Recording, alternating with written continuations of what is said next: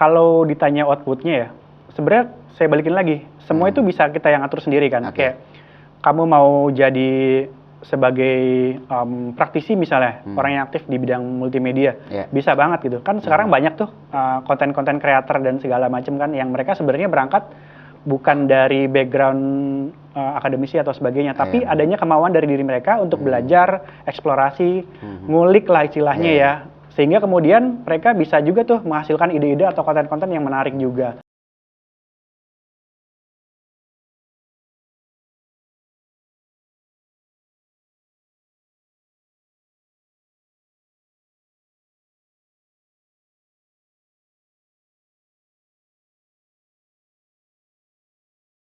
Bismillahirrahmanirrahim. Assalamualaikum warahmatullahi wabarakatuh. Selamat siang sahabat CSC. Di sini kita bakal membahas mengenai bagaimana ruang-ruang digital pada akhirnya dijadikan sebagai salah satu poin utama para masyarakat Indonesia dan juga para anak-anak muda. Nah, membahas mengenai ruang-ruang digital ini, kita akan lebih memfokuskan pada ranah multimedia yang sangat berkaitan dengan ruang-ruang digitalisasi. Sebelum kita membahas lebih dalam teman-teman CSC, di sini kita bakal mengundang salah satu narasumber kita yang sangat berkompeten untuk membahas mengenai poin ini. Beliau adalah seorang praktisi broadcasting juga, dan juga beliau adalah seorang akademisi dari Universitas Muhammadiyah Profesor Dr. Hamka. Beliau seorang dosen dari peminatan broadcasting. Kita sambut beliau, Bapak Muhammad Ihsan Emikom. Halo. Selamat siang, Bapak. Selamat siang. Assalamualaikum. Ya. Gimana Bapak keadaannya? Sehat? Ya, seperti pada umumnya. Seperti pada umumnya, alhamdulillah. Stabil aja. Alhamdulillah, Bapak. Baik. Jadi gini, Pak, kita bakal membahas mengenai beberapa hal yang pada akhirnya sangat berkaitan nih, Pak, dengan anak muda zaman sekarang. Karena kita melihat banyak sekali anak-anak muda zaman sekarang itu yang mereka sudah menggunakan ruang-ruang digitalisasi sebagai ranah kreativitas mereka. Betul. Nah, sebelum kita masuk pembahasan lebih lanjut nih Pak Ihsan, kita bahas dari multimedia dulu deh nih Pak. Menurut Bapak multimedia itu apa sih, biar teman-teman CSC mungkin pada tahu juga? Teman-teman CSC ya namanya? Iya, betul. Teman-teman CSC, halo, terima kasih juga Mas Majid sudah mengundang saya di sini. Kalau kita ngomongin soal multimedia ya, dari unsur katanya aja ada kata multi dan juga media, yang berarti artinya medianya lebih dari satu gitu. Jadi kalau kita mau artikan secara langsung aja ya, kayak multimedia ya berarti media yang tidak hanya terdiri dari satu media aja, jadi ada banyak media di situ. Nah, lalu kemudian kalau kita ngomongin soal kaitannya dengan anak muda, sedikit pengantar aja, pada akhirnya multimedia ini menjadi tanda kutip kayak sarana lah buat mereka untuk menyalurkan ide-ide mereka, kreativitas mereka. Jadi mereka ini punya wadah buat menyalurkan hasrat mereka itu. Gitu. Berarti pada akhirnya multimedia ini sekarang wajar kalau misalnya dijadikan ruang kreativitas anak muda ya Pak Ihsan? Iya, betul sekali Mas Majid. Jadi sangat wajar ya, karena seperti yang kita tahu saat ini gitu, kayak perkembangan sosial media semakin kesini semakin banyak sekali. Kalau dulu mungkin beberapa teman-teman yang cukup senior di sini mengenalnya dengan Friendster atau juga MySpace, dan semakin kesini sudah banyak sekali media-media sosial media yang baru seperti mungkin Instagram, terus kemudian YouTube, TikTok dan sebagainya, yang kemudian bisa menjadi wadah dari ide-ide mereka serta kreativitas mereka, yang dimana itu tidak hanya bisa menghasilkan nilai estetika tapi juga bisa menghasilkan nilai ekonomis gitu. Kalau begitu kira-kira nih Mas Ihsan, seberapa penting sih anak muda pada akhirnya mereka harus bisa beradaptasi pada ranah-ranah multimedia ini, Mas Ihsan? Kalau dibilang penting atau tidak ya, itu sebenarnya dikembalikan lagi kepada orangnya. Jadi sebenarnya kita bisa kita bisa menganalogikan multimedia itu sebagai apa ya? Mungkin kita bisa pakai istilahnya, kita bisa menganalogikan itu sebagai pisau misalnya. Kita kan bisa menggunakan pisau itu untuk hal-hal baik atau juga untuk hal tidak baik, misalnya untuk bisa melukai seorang atau dan yang lainnya. Tapi multimedia juga sama, bisa kita posisikan sebagai hal-hal seperti itu. Kita bisa salurkan atau pergunakan multimedia itu sebagai penyalur hal-hal yang baik, bisa juga sebagai sarana untuk melakukan sesuatu yang tidak baik. Jadi makanya saya bilang tadi dikembalikan lagi kepada personnya atau orangnya, kira-kira mana nih si pisau ini mau dipakai buat apa gitu. Berarti kan tadi bisa diambil kesimpulan bahwa itu kembali ke pribadi dan juga multimedia bisa dijadikan sebagai pisau juga nih ya? Betul. Nah, menurut Mas Ihsan ya, kira-kira jika memang pada akhirnya kita belajar multimedia nih Mas Ihsan sebagai anak muda, apakah pada akhirnya output dari multimedia itu bakal menghasilkan kita nih sebagai praktisi atau mungkin yang seperti Pak Ihsan, atau bisa juga jadi akademisi yang Pak Ihsan mungkin sekarang jadi akademisi juga? Iya, kalau ditanya outputnya ya, sebenarnya saya balikin lagi, semua itu bisa kita yang atur sendiri kan. Kayak kamu mau jadi sebagai praktisi misalnya, orang yang aktif di bidang multimedia, bisa banget gitu. Kan sekarang banyak tuh konten-konten kreator dan segala macam kan, yang mereka sebenarnya berangkat bukan dari background akademisi atau sebagainya, tapi adanya kemauan dari diri mereka untuk belajar, eksplorasi, ngulik lah istilahnya ya. Sehingga kemudian mereka bisa juga tuh menghasilkan ide-ide atau konten-konten yang menarik juga. Lalu kemudian kalau dikaitkan dengan apakah bisa menjadi akademisi atau juga orang yang aktif di bidang pendidikan mengenai multimedia, bisa banget. Karena pada dasarnya edukasi mengenai multimedia itu kan masih apa ya, kita agak langka dengernya ya. Benar-benar. Nah pada akhirnya kenapa itu dibutuhkan untuk bisa mengedukasi masyarakat sehingga mereka bisa diarahkan ke arah mana nih sebaiknya si pisau ini tadi digunakan. Jadi sehingga mereka bisa menghasilkan sesuatu yang baik yang bisa bermanfaat bagi orang banyak gitu. Mungkin kalau dilihat dari latar belakang Mas Ihsan ya, seseorang yang orientednya mungkin ke praktisi ya, lebih ranah ke praktisi ya. Nah kira-kira ada kendala nggak sih Mas Ihsan untuk masuk dari praktisi ke akademisi itu dalam hal konteks multimedia? Kalau ngomongin soal aksesnya nih ya, dari mulai pengalaman saya sebagai praktisi, sebagai orang yang sebelumnya tidak mengenal dunia akademis, kemudian terjun di dunia akademis, sebenarnya kendalanya adalah lebih kepada gimana sih cara menerapkan perspektif saya menjadi perspektifnya anak-anak kemudian. Karena begini, yang saya jalani itu kan real dunia industri ya. Lalu kemudian gimana sih caranya saya menerjemahkan itu secara bahasa teknis atau secara bahasa istilah yang kemudian itu mudah dipahami oleh anak-anak sehingga mereka tahu nih, oh kalau di akademis mungkin namanya ini, lalu kemudian di industri ternyata seperti ini. Nah selain itu saya juga bisa membandingkan bahwa oh kalau di dunia akademis ternyata workflow bekerja itu seperti ini, tapi kenyataannya di dunia industri nggak selalu seperti itu. Jadi sebenarnya saya lebih kepada memberikan bekal mungkin ya, supaya mereka nantinya ketika terjun di dunia industri, mereka nggak kaget dengan kondisi lapangan yang kita tahu agak wadidau ya. Iya benar-benar. Baik, kita tadi sempat membahas mengenai ruang lingkup ya Mas Ihsan ya. Nah, kalau begitu juga kita akan sedikit singgung mengenai ruang lingkup yang tadi sempat kita bahas juga, bagaimana ruang-ruang multimedia ini teman-teman bisa menjadi sarana kreativitas bagi para anak muda. Sebenarnya itu benar nggak sih Mas Ihsan?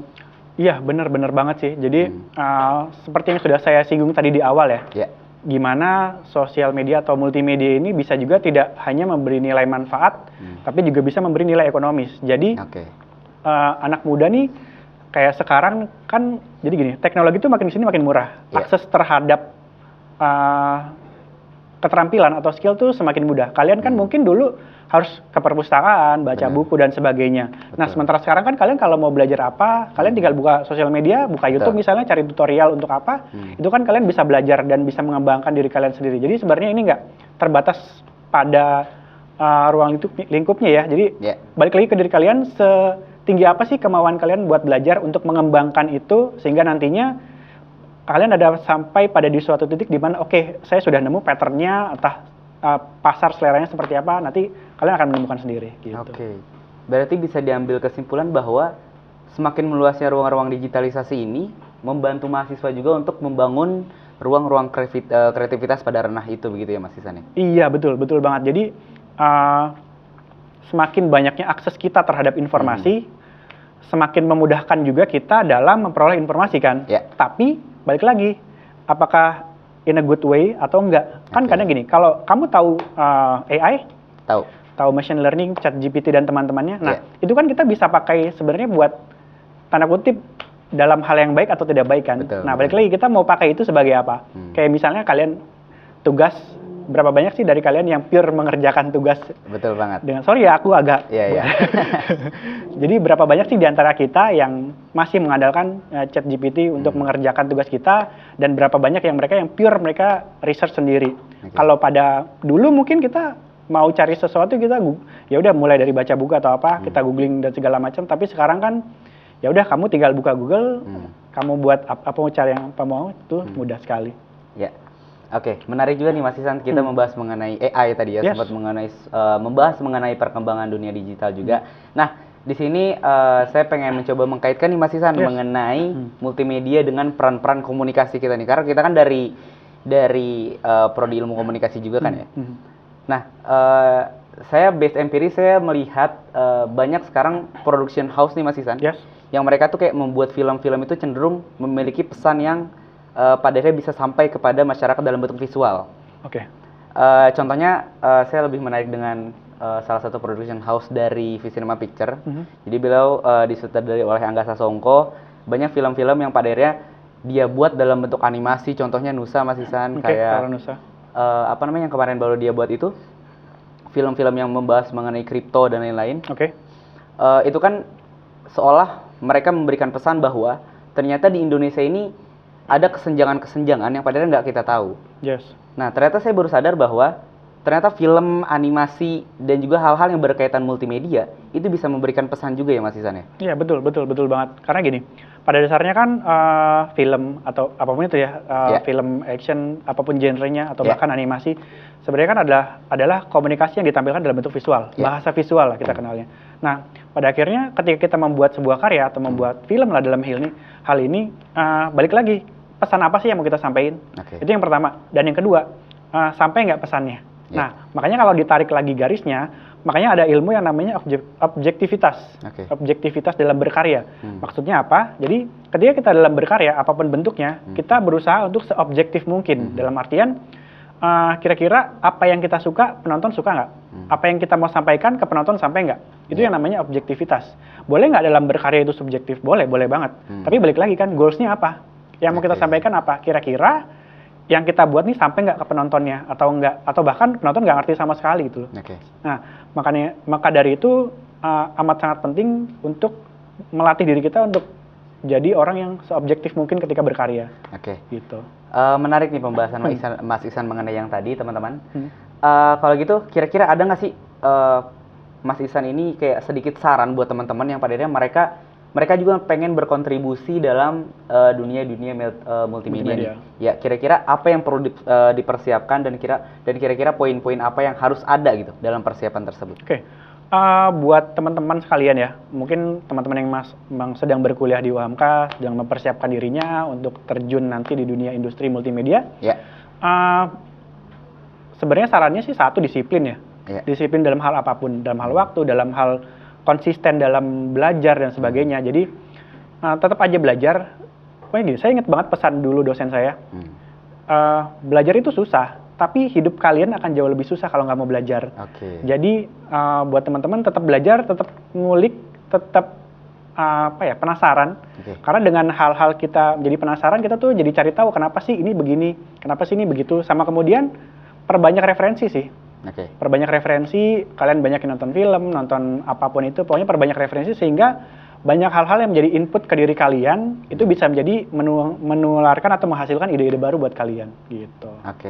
Berarti semua itu harus dimulai dari hadirnya kemauan ya Mas Ihsan? Betul. Kemauan yang pada akhirnya tercipta ide yang pada akhirnya kita harus bisa merealisasikan ide itu. Betul, ya pada akhirnya ya balik lagi ke seorang yang masing-masing kan. Sama seperti mungkin di awal tadi saya membahas soal analogi pisau kan. Pisau bisa kita pakai buat apapun, bisa buat menyakiti orang, bisa buat kebaikan dan segala macam. Nah, tergantung gimana kitanya nih. Kita pesannya balik lagi nih. Kita sebagai orang mau jadi apa nantinya, goals-nya seperti apa. Nah, untuk mencapai goals itu kira-kira step apa aja nih yang harus kita laluin. Nah, jadi kayak apapun itu yang diajarkan di sini, pelajarilah dengan baik, dengarkan dengan baik. Kalau nggak tahu, nanya atau perbanyak diskusi lah dengan teman-teman maupun dosen. Mas Ihsan di sini ada sedikit membahas mengenai fenomena ya teman-teman. Karena mungkin ini dirasain sama anak muda, mungkin sama anak-anak yang mungkin lagi terjun di praktisi juga ya. Terkadang di praktisi itu kan kita kan benar-benar terjun ke lapangan ya Mas Ihsan. Betul. Terkadang ada beberapa konsep yang padanya kita bisa menyebut fenomena ini sebagai zero action.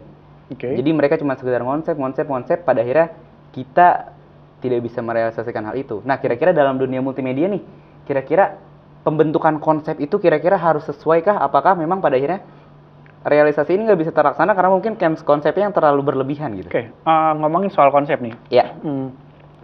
Dan kaitannya dengan apakah konsep itu pada akhirnya terrealisasi dengan baik atau enggak. Oke, setiap orang mungkin bisa membuat konsep atau membuat ide dalam hal apapun. Dia mau create something, dia punya ide, lalu kemudian dia konsepkan dan kemudian eksekusi. Terkadang memang dalam perjalanannya apa yang kita kerjakan tuh nggak berjalan dengan mulus ya. Ada aja kendala-kendala. Nah, makanya kalau mungkin kalian dalam hal ini mungkin mau berkarya, katakanlah bikin film deh.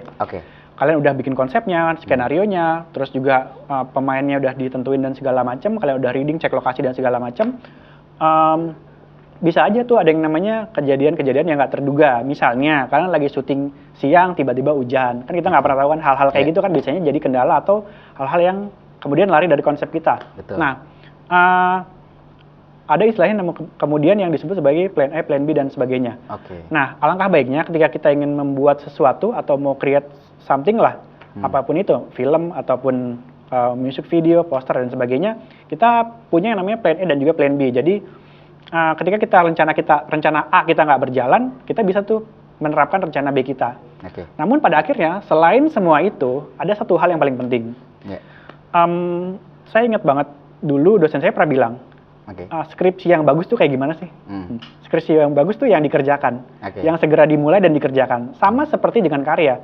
Kalian mau punya ide karya sebagus apapun, kalau nggak dieksekusi, ya udah itu hanya akan ada di angan-angan kalian doang, nggak akan jadi bentuk nyata. Jadi sebaiknya buat saya, ketika kalian punya ide atau konsep, ya udah gaspol aja, eksekusi aja.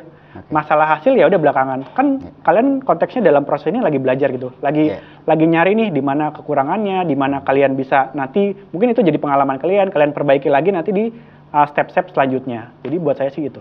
Gitu. Teman-teman mungkin tadi cukup luas ya pembahasan dari Mas Ihsan yang pada akhirnya bisa kita pahami juga terkait masalah dunia multimedia yang pada akhirnya lebih tergeneralisir dalam dunia digital. Nah, tadi juga cukup kita memahami bagaimana ruang-ruang multimedia itu pada akhirnya sangat membantu para anak muda, juga para mungkin masyarakat Indonesia, masyarakat seluruh dunia, yang pada akhirnya mereka bisa merealisasikan semua kreativitas mereka, dan juga menjadikan itu sebagai ruang-ruang yang pada akhirnya bisa berimbas pada ruang lingkup yang mungkin feedbacknya mungkin dalam bentuk ekonomi juga bisa. Betul, ya Mas. Bisa banget. Ya, mungkin kalau gitu karena pembahasan kita juga sudah cukup mendalam juga, mungkin nanti bakal ada pembahasan lebih lanjut mengenai ini. Kalau gitu Mas Ihsan boleh memberikan closing statement kepada teman-teman? Closing statement ya? Oke, closing statement untuk teman-teman semua, teman-temanku di FISIP UHAMKA. Apapun jurusan yang kalian pilih, entah itu broadcasting, periklanan, jurnalis, ataupun juga humas. Kalau kalian mau berkarya aja. Jangan terlalu banyak berpikir bahwa ini bagus atau enggak. Yang penting udah jalanin aja dulu. Karena nantinya bakal banyak, setelah karya kalian jadi, bakal banyak kok masukan-masukan dari teman-teman, dari dosen yang pada akhirnya itu bisa membuat diri kalian lebih berkembang lagi gitu. Mungkin kalau begitu saya ucapkan terima kasih kepada Mas Ihsan yang sudah mau hadir di podcast CSC ini. Terima kasih undangannya Mas Majid. Dan juga mungkin sedikit penutup dari saya. Saya mengutip kalimat dari buku Genealogi Kaum Merah. Jadi kutipan itu berbunyi, tidak ada kata terlambat, yang ada hanya kata tak mau. Mungkin sekian dari saya sebagai host. Saya pamit undur diri. Sekian, wassalamualaikum warahmatullahi wabarakatuh. Waalaikumsalam warahmatullahi wabarakatuh. Dadah.